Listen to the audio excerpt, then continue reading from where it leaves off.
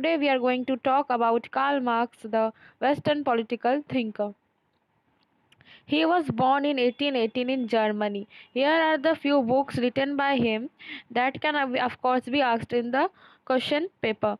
So, Marx' Economic and Philosophic Manuscript of 1844, known as Young Marx Writing, Critique of Hegel's Philosophy, Thesis on Feuerbach, The Class Struggle in France, The Poverty of Philosophy, The 18 Broadmer of Louis Bonaparte, a contribution to the critique of political economy, the Civil War of France, sorry, and the famous book The Das Kapital or Capital, which was released in three parts.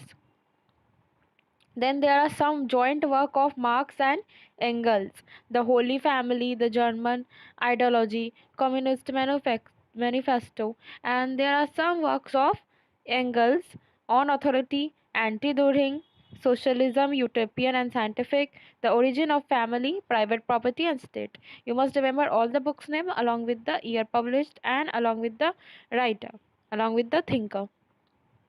So now we come to the very important topic of Karl Marx, dialectical materialism. As we have studied of Hegel, Hegel has dialectical idealism. In that only Marx has used his idea only, but he has changed it and named it as dialectical materialism.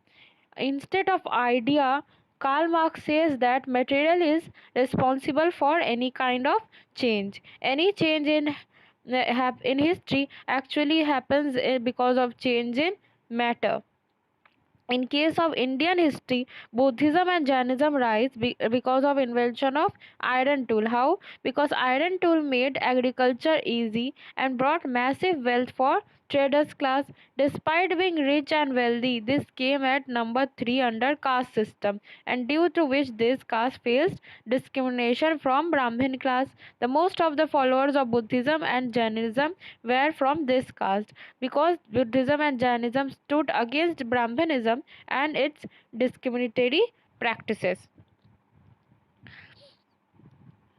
So now there are three laws of dialectics which Marx has told about, that quantity changes into quality, means water changes, for example, water changes its form into ice, quantity changes its quality. Then there is unity of opposition, there are class contradictions, still there is a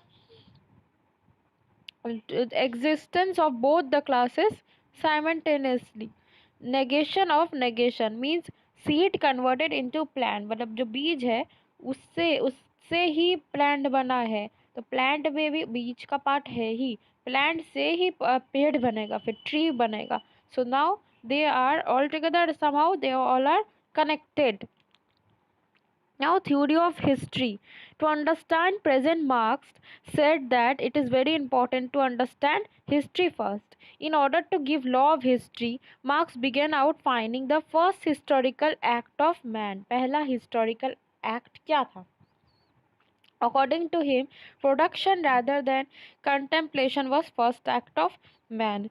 He said that in order to live, one has to eat first. In order to eat, one has to produce. Production को बहुत ज़्यादा मतलब तवज्जो दिया था उन्होंने, that production was given more importance. It is for the purpose of production to satisfy the appetite man has formed society. Society is nothing but division of labor. So society पे ये कमेंट किया है marks ने, that society कुछ नहीं है but division of labour ही है. Labour जो प्रोडक्शन जो करना है, प्रोडक्शन के लिए, खाने के लिए प्रोडक्शन की ज़रूरत है, प्रोडक्शन के लिए सोसाइटी का होना है. दस the formation of the society is act of production. Now we come to base superstructure model. This is also given by Marx. Superstructure, we can say that religion, media, education institute and state. And what is the base? All economic activities. So superstructure is never independent of state. The class which control the basic structure also control the superstructure. And what are the component of economic structure now? Base, mode of production, means of production, forces of production. What are the mode of production means what kind of society is there? feudalistic or capitalistic society, means of production, land, labor, capital, and how it is produced by manpower, horsepower, or machine power. So, relation of product, only two type of relation of production: owners, those who have, and haves not, non-owner who doesn't have. There are only two kind of classes. He has divided the classes into form: dominant class and dominated class. Theory of class and class struggle. Now there are few types of, we can say, society or time period, then how there was division between two classes, the dominant and dominated ones. Firstly, there was primitive communism. There was no class and no private property at that time, we can say. Then there was slave society. What was in slave society? There were two kind of people: slave and master. Slave were, of course, the dominated one and dominated by the master.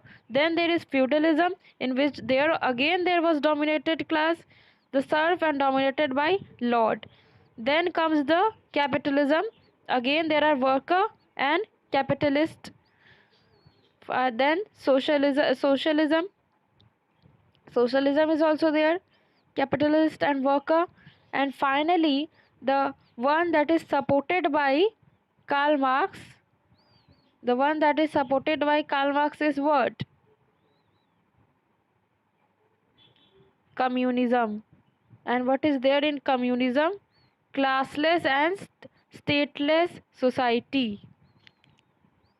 So you can remember this. What Marx has finally talked about, actually what? A classless and stateless society. So in this diagram you can see that always there is a two kind of classes. According to the view of Marx has focused on this, that there is always a society, and in this and society there are always two kind of people. Now Marx analysis of capitalism. Capitalism उनके according ये था कि वो खुद का grave खुद ही खोदते हैं. Is a system of full of contradiction and that is bound to destroy due to its own contradiction. Capitalism is a system which runs on profit. To retain their profit, capitalists lower down the cost of production, and they cut down the wages of workers also. Production का जो पैसा लग रहा है कम पैसा करते हैं, वो वर्कर्स को कम वेज देते हैं. Capitalism pays workers only that much amount which is sufficient for him and to come back to work. मतलब कोई भी अगर प्रॉफिट होता है तो प्रॉफिट का फ़ायदा वर्कर्स को होता ही नहीं है. उनको उतना ही पैसा दिया जाता है जितना की ज़रूरत है उनको, और जितना कि उतना मिलने के बाद फिर से वापस वो लोग काम पे आना ही होगा उनको. Capitalist does not share the profit. Thus, market is full of product, but people do not have purchasing power. अगर लोगों के पास उतना पैसा आ ही गया ही नहीं तो वो खरीदेंगे भी कैसे? This resulted in economic depression, more people losing job and joining the rank of proletariat. There was social imbalance. One side people were extremely rich, अमीर अमीर थे और गरीब गरीब थे. Two classes will be left, only a small section of rich people and a huge section of poor. Middle class तो disappeared ही हो जाएगा. The moment workers will realize that they are being exploited, when they develop class consciousness, they will start revolution. एक time ऐसा आ भी सकता है जब workers को रियलाइज़ हो जाएगा कि उनको साथ तो बस शोषण ही हो रहा है, उनका बस एक्सप्लॉयटेशन ही हो रहा है, उनका तो कुछ डेवलपमेंट हो ही नहीं रहा है. Then they will start the what? Revolution. Then Marx has given concept of alienation. What is the meaning of alienation? Alienation means separation. तीन लेवल का सेपरेशन भी है. Alienation from the process of production. Worker is just cog in the wheel. इसका क्या मतलब है? जब production जो हो रहा है कोई भी अगर मशीन का, there is a production of washing machine, but only एक एक पार्ट ही एक वर्कर दिन भर पूरा अपना ज़िंदगी बस एक ही पार्ट बनाता रहेगा. अगर उसका स्विच ही बना रहा है, स्विच ही बनाते हुए उसका काम ख़त्म हो जा रहा है तो वो प्रोडक्ट से तो कनेक्टेड है ही नहीं, वो बस एक पार्ट है उस प्रोडक्ट के प्रोडक्शन का. तो इसीलिए वो बाकी सारी चीज़ों से तो वो हट ही जा रहा है. बाकी जो भी उनका पार्ट बन रहा है उससे तो उसको कोई कनेक्शन है ही नहीं. So workers is just a cog in the wheel.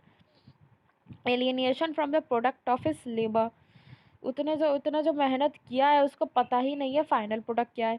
Then again alienation from society. अगर इतना ही टाइम, अगर चौबीसों घंटा उससे भी ज़्यादा टाइम, एक्स्ट्रा टाइम देना पड़ रहा है फैक्ट्री में ही, तो then there will be alienation from society also.